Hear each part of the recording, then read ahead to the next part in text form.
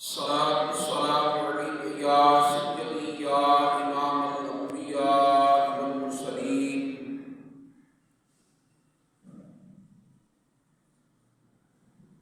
أما بعد فأعوذ بالله من الشيطان الرجيم. بسم الله الرحمن الرحيم.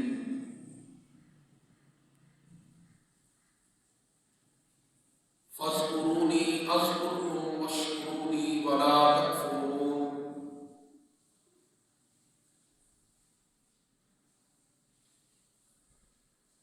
إن الله وملائكته يصلون على النبي يا أيها الذين آمنوا صلوا عليه وسلموا تسليما. اللهم صل على محمد وعلى آل محمد وبارك وسلم. الصلاة والسلام عليك يا سيدي يا رسول الله وعلى آلك وأصحابك يا سيدي يا حبيب الله.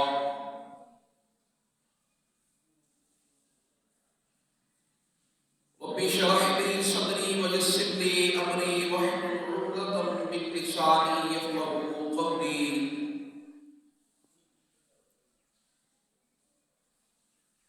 رب زدني علما رب زدني علما رب زدني علما. رب يسر ولا تعسر وتمم بالخير وبك نستعين. بلغ الهدى بكماله كشف الدجى بجماله. حسنت جميع خصاله صلوا عليه وآله. يا صاحب الجمال ويا سيد البشر من وجهك المنير لقد نور القمر. لا يمكن الثناء كما كان حقه بعد الخدا وخلقه قصة مختصر.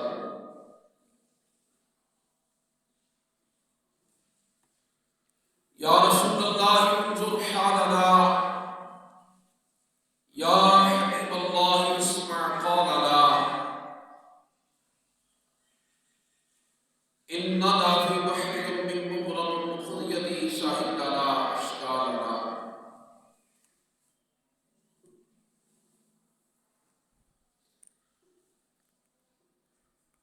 امداد حضرت غم آزاد در دین و دنیا شاد یا وسع المستقیم. بگرداب برا افطار کشتی ضعیفان شکستہ راہ کشتی. حق خواجہ عثمان ہارونی مدد کن مدد کن مدد کن یا معین الدین چشتی.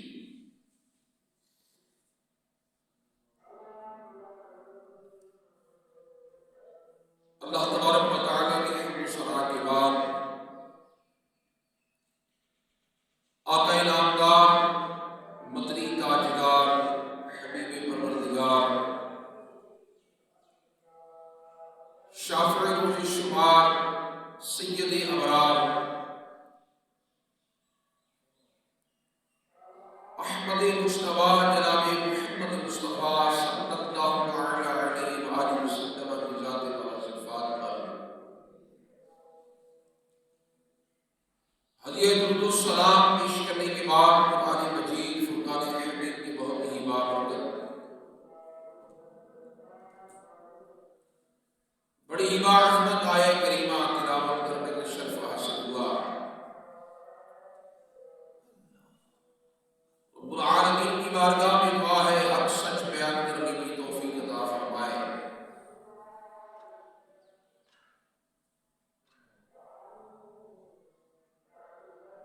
مجھے بیان عنایت کر کے تمام سامعین و حاضرین کو سن کر عمل کرنے کی توفیق عطا فرمائے۔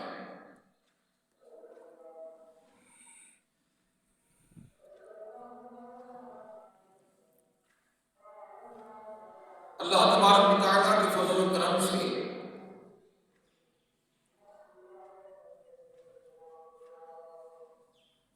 ماہ ربیع ثانی شریف کا دوسرا جمعہ المبارک ہے،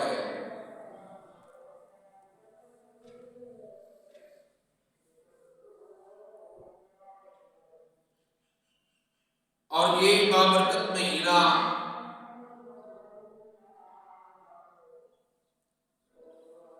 میر میرا الشیخ سید عبد القادر شاہی جیلہ رحمۃ اللہ تعالی علیہ کے وصال باقمال کی نسبت سے مشرف ہے۔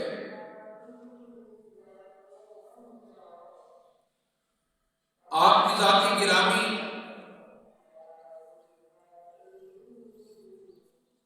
اسلام کی وہ مایہ ناز ہستی ہے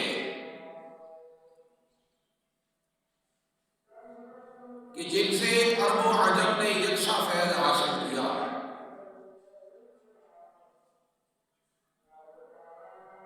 آپ کی تعلیمات اور آپ کی ذات کے فیوز و برکات سے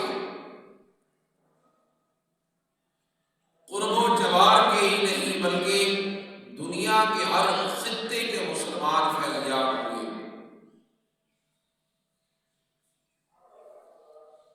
اور آپ کی ذات کے فیوزات و برکات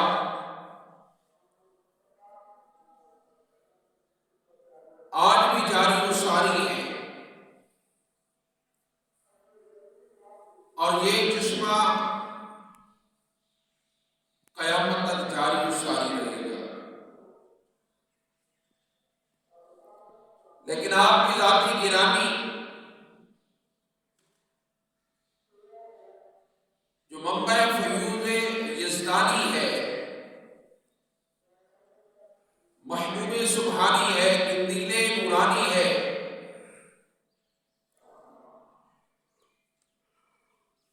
انوار لامکانی،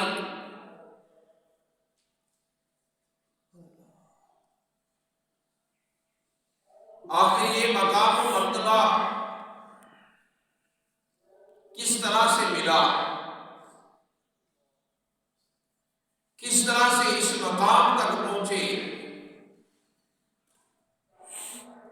کیا یہ سب کچھ ایک دن میں ہی مل گیا؟ کیا یہ سب کچھ راستے میں پڑا مل گیا؟ یقیناً ایسا نہیں ہے۔ نسبت فیض اپنی جگہ پر، لیکن یہ مقام، یہ مرتبہ بغیر محنت کے، بغیر کسب کے، بغیر مجاہدے کے کبھی نصیب نہیں ہوگا۔ اس کے لیے خصوصی محنت، خصوصی ریاضت، اور سب سے بڑھ کر خصوصی نظر عنایت کی ضرورت ہوتی ہے۔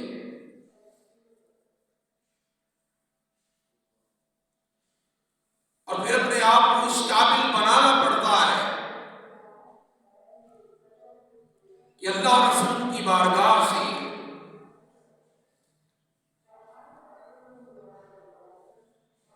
بندے کو وہ مقام، وہ مرتبہ ملے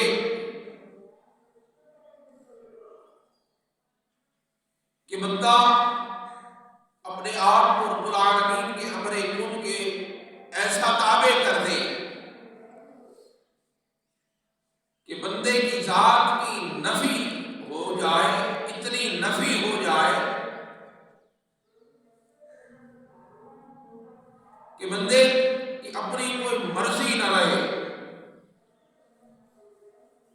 بندے کا اپنا وجود باقی نہ رہے، صرف حکم خدا بندی اور ذات خدا بندی کا عرفان باقی رہ کر بندہ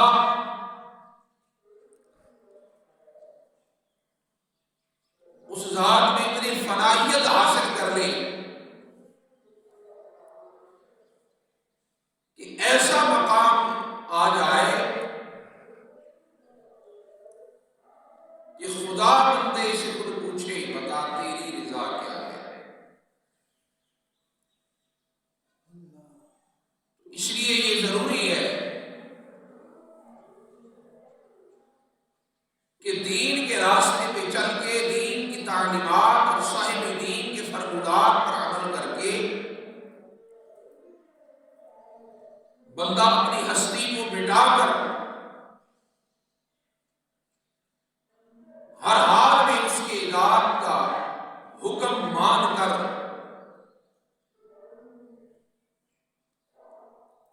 اس ذات میں فلاحیت اور قرب حاصل کر کے مقبول بارگاہ بنتا ہے۔ اس کے لیے پھر رب العالمین نے اپنے کلام میں ایک قاعدہ بیان فرمایا اور بڑا سیدھا سا قاعدہ، بڑا سیدھا سا امر دیا جو سمجھنے والوں کے لیے بہت آسان بھی ہے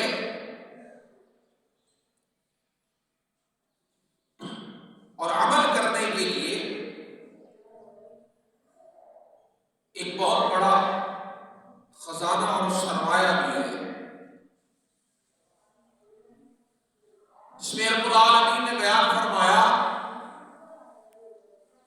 کہ فاذکرونی اذکرکم واشکرونی ولا تکفرون، کہ تم میرا ذکر کرو، تم مجھے یاد کرو،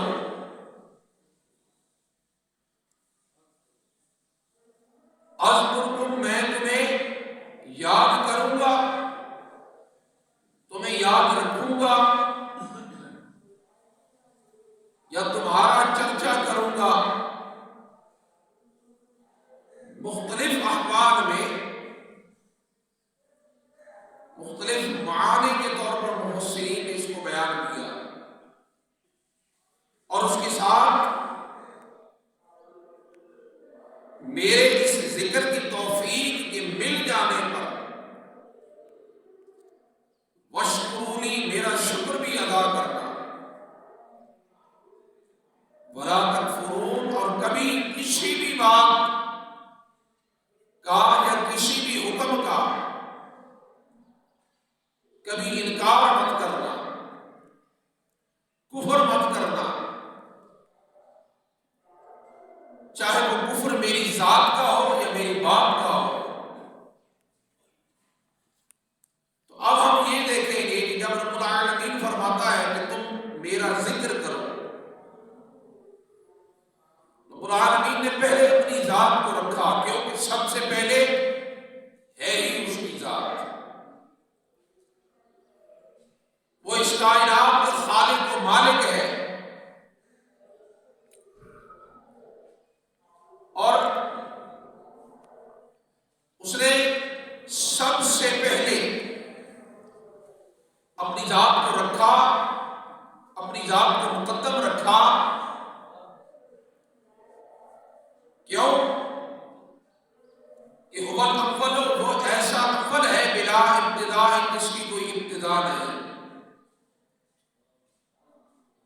اور هو الآخر بلا انتہا، وہ ایسا آخری ہے کہ اس کی کوئی انتہا نہیں۔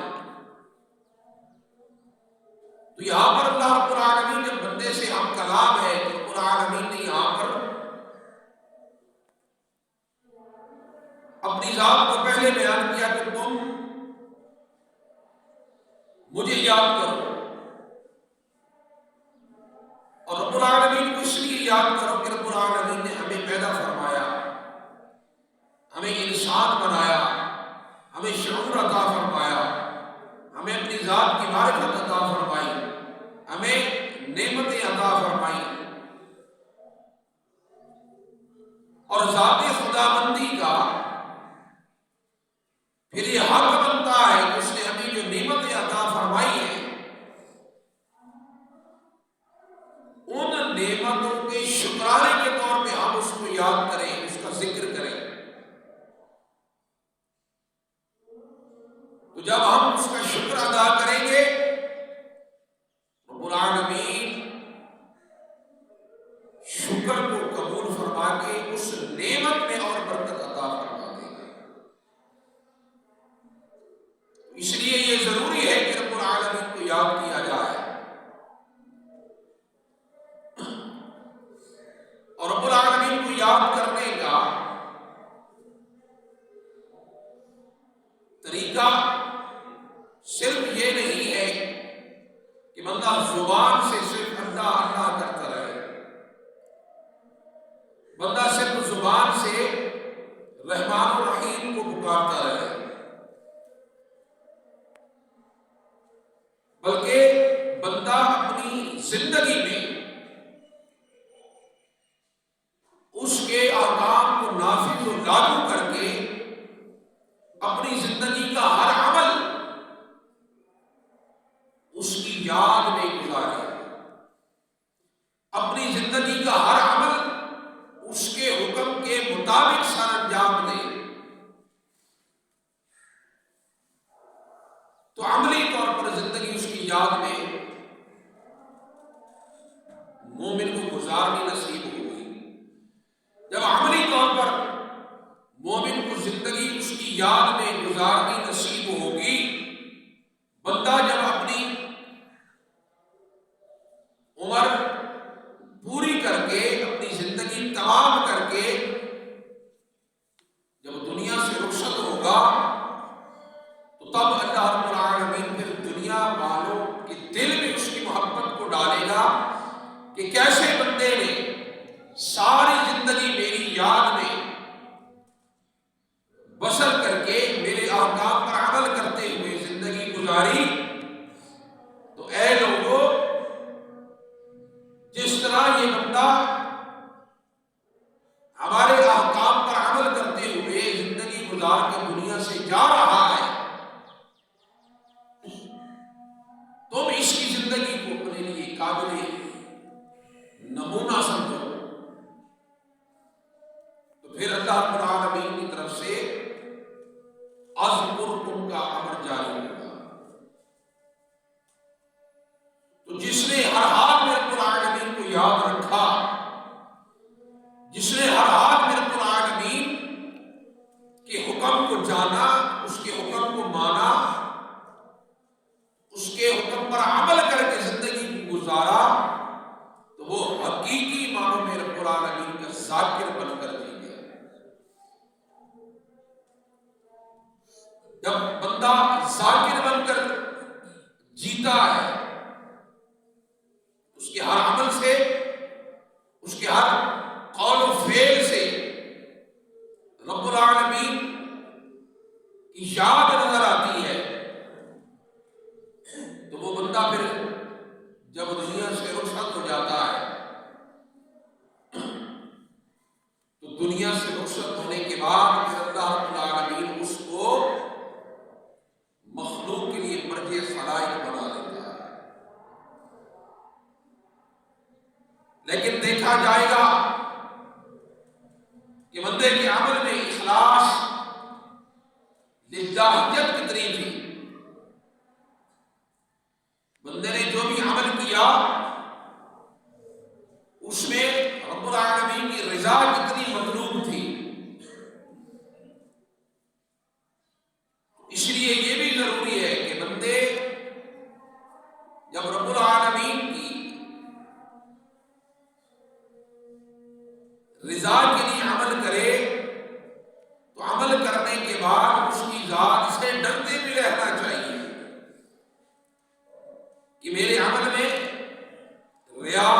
دکھلاوا نہیں ہونا چاہیے۔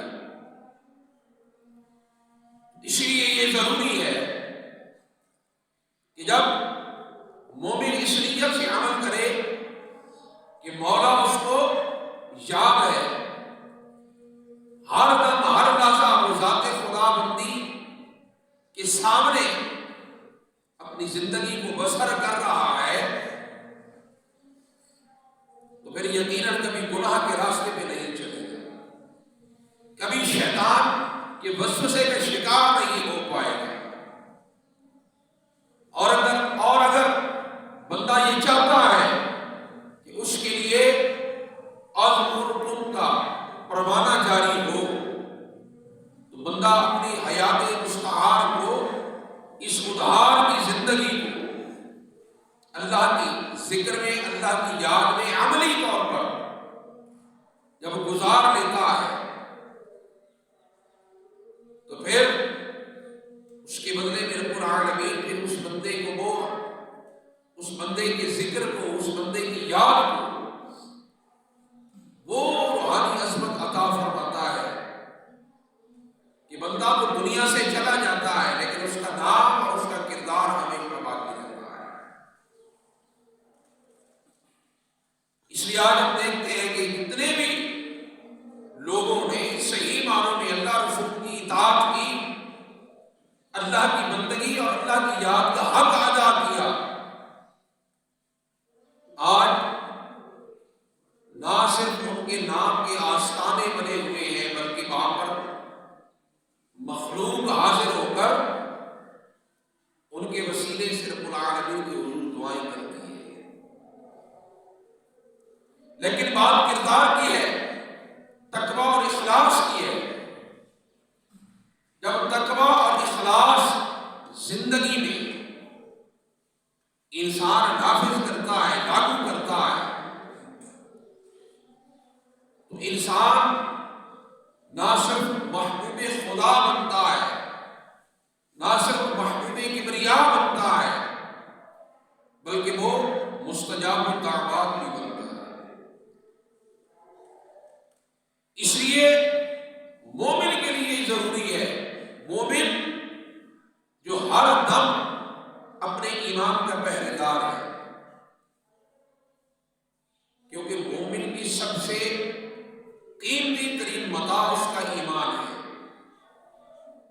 اور اس کا ایمان تبھی بچتا ہے جب وہ اللہ رسول کے احکام کی پیروی کرے۔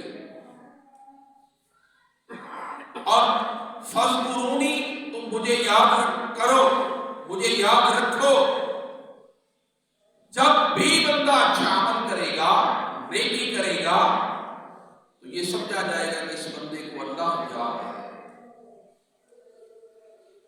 دل میں نماز پڑھ لے، دل میں روزہ رکھ لے، لیکن رات کی تاریکی میں گھر کے آخری کمرے کے بند کونے میں اگر آپ گناہ کر لیتے ہیں تو دل کا کیا ہوا عمل وہ ضائع ہو جائے گا۔ اس لیے یہ ضروری ہے کہ جب فاذکرونی کے امر کو سمجھیں تو رب العالمین کی رضا ہمیشہ پیش نظر ہو، اور یہی وہ مقام ہے کہ جس بندے نے رب العالمین کے حضور اپنی زندگی کو ایسے پیش کیا کہ اس کی زندگی قابل تقلید نمونہ بن جائے، تو پھر یقیناً وہاں پر اللہ رب العالمین اس گھر میں عبد القادر جیسا بیٹا عطا فرماتا ہے۔ وہ عبد القادر جو نہ صرف وقت کا غوث بنا، جو نہ صرف وقت کا غوث اعظم بنا، بلکہ وہ قیامت تک کے انسانوں اور مسلمانوں کے لیے، بلکہ انسانوں کے لیے نہیں بلکہ اس کے ساتھ جنات کے لیے بھی اللہ رب العالمین اس کو غوث الثقلین بنا دیا۔ اب اس کے پیچھے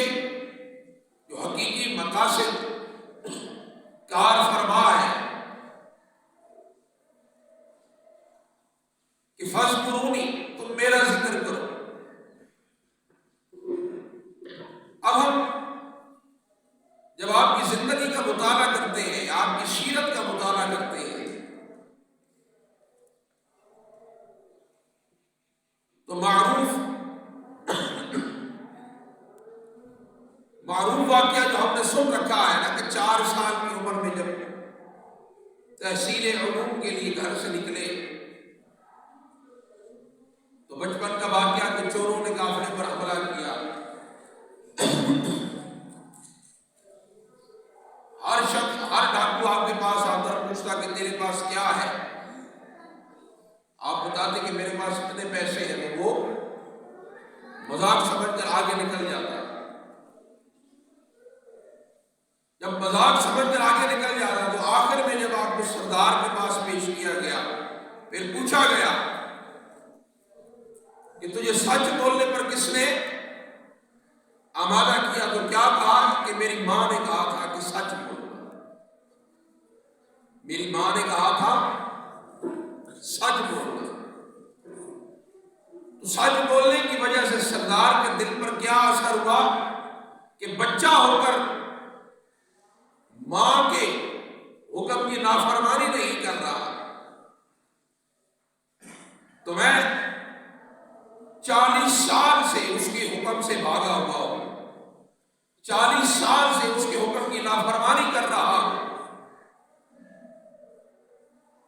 تو جب ایک بچہ ماں کے حکم پر عمل کرتے ہوئے سچ بول رہا ہے تو پھر میری 40 سال کی زندگی اس کی نافرمانی کرتے ہوئے گزر گئی، تو پھر میں تو اس بات کا زیادہ حقدار ہوں کہ میں اس خالق کو مالک کا حکم مانوں اور اس گناہ کے راستے کو چھوڑوں.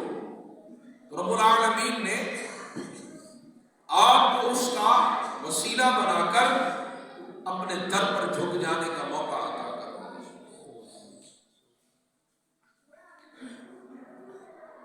تو وہ پہلا گروہ ہے جس نے آپ کے ہاتھ پر توبہ کی.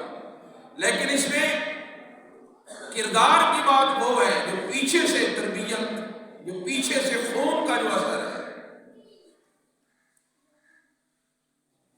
اس خون کا اثر کہ جو ذات رسول سے ملا، ذات علی سے ملا، ذات نبی اور ذات علی سے جب خون کا اثر ملتا ہے تو پھر باپ وہ ہے کہ جس نے ساری عمر اللہ کی رضا کے لیے جہاد کیا، ہتھیار کو محبوب رکھا، ہتھیار کبھی کندھے سے نہیں اتارا، تو لقب ہی جنگی دوست مل گیا. ماں وہ کہ اس کا باپ کردار کی گواہی دے کہ کبھی غیر محرم کو دیکھا نہیں، کبھی غیر محرم کو سنا نہیں، کبھی حکم خدا کے مخالف ہاتھ بڑھایا نہیں، کبھی حکم خدا کے مخالف قدم نہیں اٹھایا. رب العالمین نے پھر ان کو عبد القادر جیسا شہزادہ عطا فرمایا جو غوث الثقلین کہتے ہیں. اب آپ دیکھیے کہ وہ ماں جس نے پیدا کیا، وہ رب العالمین کو قرآن پڑھ کے یاد کرتی ہے، رب العالمین کو قرآن پڑھ کے یاد کرتی ہے،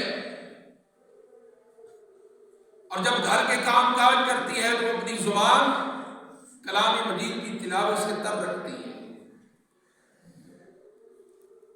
کوئی لغو فضول کلام زبان پر نہیں.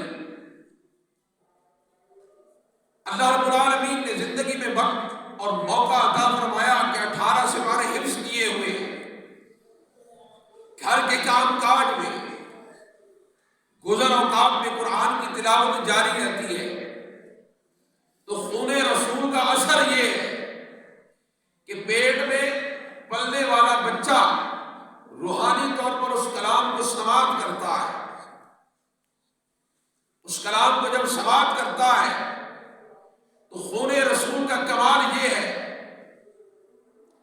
خون رسول کا معجزہ یہ ہے کہ وہ بچہ جب دنیا میں جلوہ گر ہوتا ہے،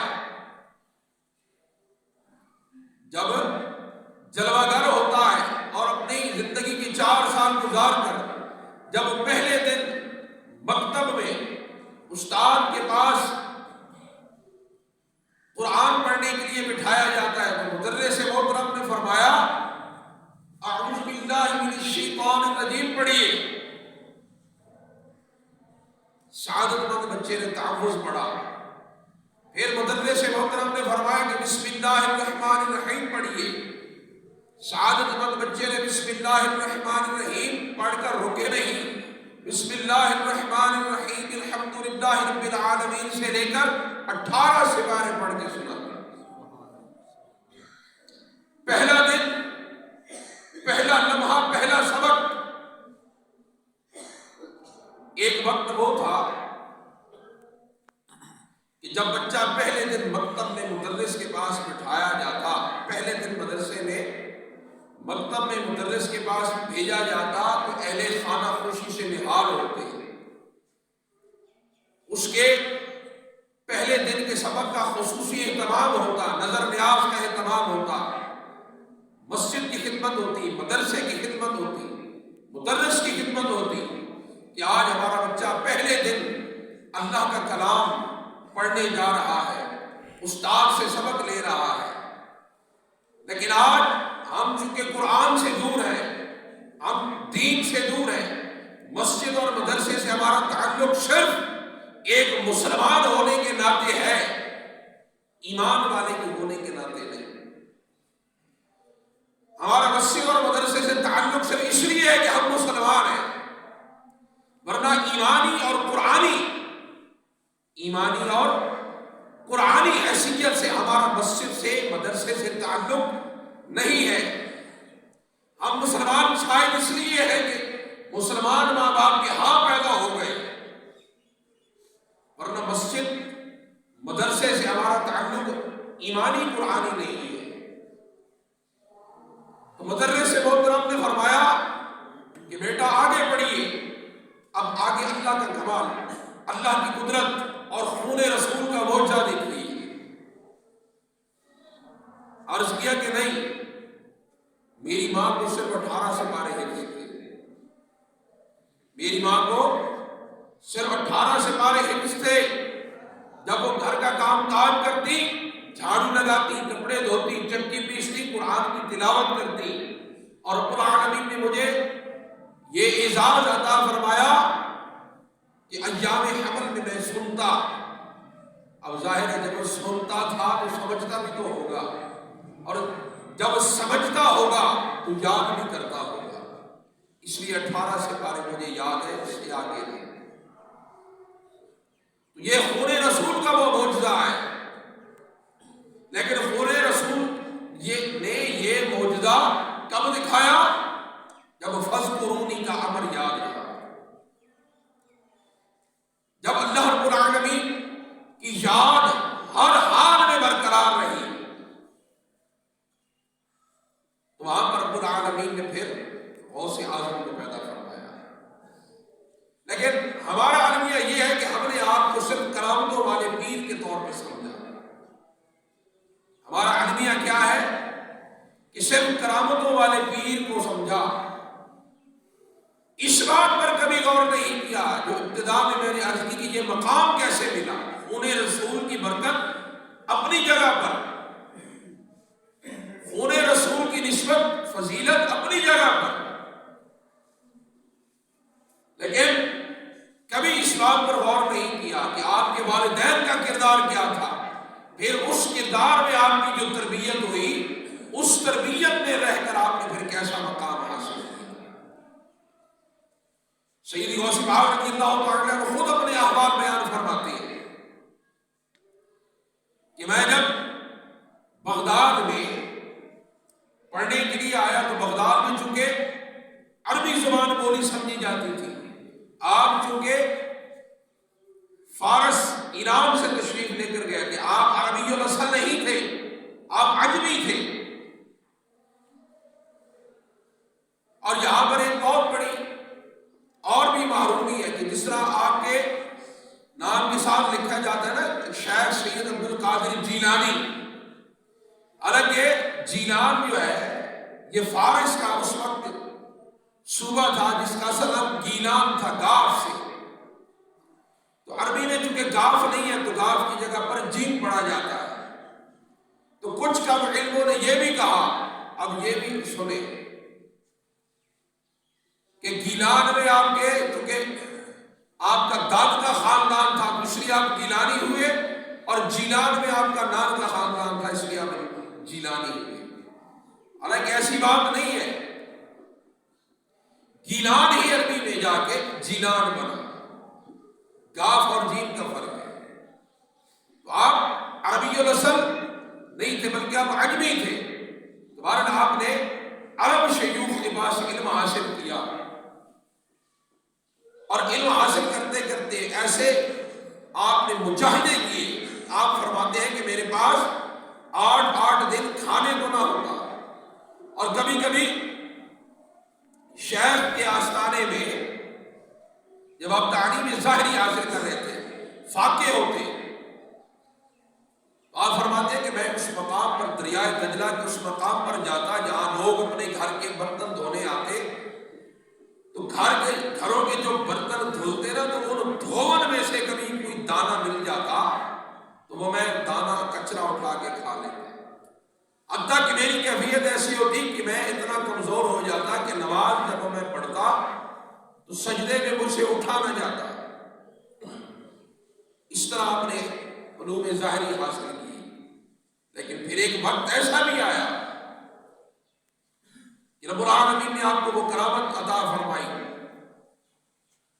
کہ بڑے بڑے علماء اور مشائخ بیک وقت 400 500 اپنے اپنے وقت کے جید علماء آپ کا واعظ سننے کے لیے حاضر ہوتے. 400 کاتب آپ کا کلام لکھنے کے لیے موجود ہوتے. اس لیے اللہ رب العالمین نے فرمایا کہ فاذکرونی، میرا ذکر کرو. تو ذکر صرف زبان سے اللہ اللہ کیے جانے کا نام نہیں ہے. اللہ رب العالمین کے حکم کو زندگی کے ہر معاملے میں تسلیم کرنا، اس کے مطابق عمل کرنا، اس کی رضا کے لیے عمل کرنا، یہ فاذکرونی کا عملی نمونہ ہے. جب ہر حال میں اللہ رسول کے حکم کی اطاعت اور فرما برداری ہوگی تب رب العالمین پھر ہمیں اذکرکم کا مجدہ عطا فرمائے گا. اور جنہوں نے اس امر کو سمجھا تو آج آپ دیکھ لیں کہ وہاں پر یا غوث اعظم دستگیر کے نعرے لگ رہے ہیں، گنج بخش فیض عالم مظہر نور خدا کے نعرے لگ رہے ہیں، یا خواجہ کے نعرے لگ رہے ہیں. لیکن وہ لوگ اس مقام تک کیسے پہنچے؟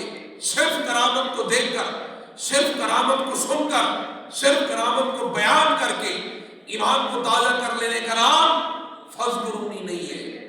اس مقام کو دیکھیں، اس کردار کو دیکھیں، اس مجاہدے کو دیکھیں. وہ مجاہدہ جو پیچھے کار فرما ہے کہ اس مجاہدے نے اس مقام تک پہنچنے کے لیے کتنی مدد کی.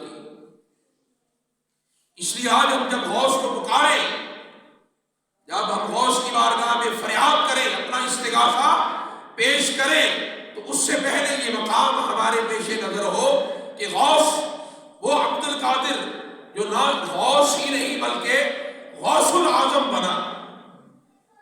جب غوث العظم بنا تو فاذکرونی کے مجاہدے سے گزر کر، جب دب کر اس مٹی میں دب کر جب کندن بنتا رہا ہوگا تو اس وقت کتنے مرحلے طے کیے ہوں گے. اس لیے فاذکرونی اذکرکم واشکرونی ولا تکفرون کی آیت پر جب بھی پہنچے اس مقام پر ٹھہر کر، جو بات میں ہمیشہ کہا کرتا ہوں کہ اس آیت پر ٹھہر کر اپنے ایمان کو پیش کرنا ہے کہ ہمارا ایمان اس مقام تک کتنے درجات طے کر کے پہنچا ہے. اور آگے جو رب العالمین کا حکم آ رہا ہے کہ واشکرونی، اور پھر میرا شکر ادا کرنا. جب تم شکر کرنے کے قابل ہو جاؤ گے رب العالمین کی بارگاہ سے پھر وہ مقام ملتا ہے کہ بندے کے وہم و گمان میں بھی نہیں ہوگا. اس لیے آج ہم جب بھی آستانے پر حاضر ہوں تو آستانے پر حاضر ہو کر دعا مانگنے سے پہلے اس مجاہدے کو ضرور ذہن میں رکھے جو مجاہدے کی منزل کو طے کر کے یہ اللہ والا اس مقام تک پہنچا کہ آج ہم اس مقام پر کھڑے ہو کر اس اللہ والے کے قدموں میں کھڑے ہو کر اس اللہ والے کا وسیلہ پیش کر کے رب سے دعا کر رہے ہیں کہ مولا ہمارے حال میں رحم فرما، ہمارے حال میں کرم فرما، ہمارے حال میں فضل فرما۔ تو فاذکرونی اذکرکم واشکرونی ولا تکفرون کا عملی نمونہ غوث اعظم نے ہمیں زندگی میں عمل کر کے دکھایا کہ عمل کرو، تعلیم کو حاصل کرو، تعلیمات پر عمل کرو۔ اگر تمہارے خون میں کوئی بھی نسبت ہے تو نسبت خون کی اپنا اثر ضرور دکھائے گی، اور پھر اگر وہ خون آل رسول ہے تو اس کا مقام و مرتبہ پھر ہمارے بہم و گمان سے بڑا ہو رہا ہے۔ خون کی نسبت، خون کی برکت اپنا اثر ضرور رکھتی ہے، لیکن اگر خون کی نسبت نہ بھی ہو، مجاہدے کی نسبت حاصل ہو جائے تو بعض دفعہ پھر رب العالمین اس مجاہدے میں بھی اتنی برکت عطا فرماتا ہے کہ شاید پھر آل رسول اس سے فیض لینے کے لیے حاضر ہو جائے۔ اللہ رب العالمین ہمیں سمجھنے کی توفیق عطا فرمائے۔ وما علینا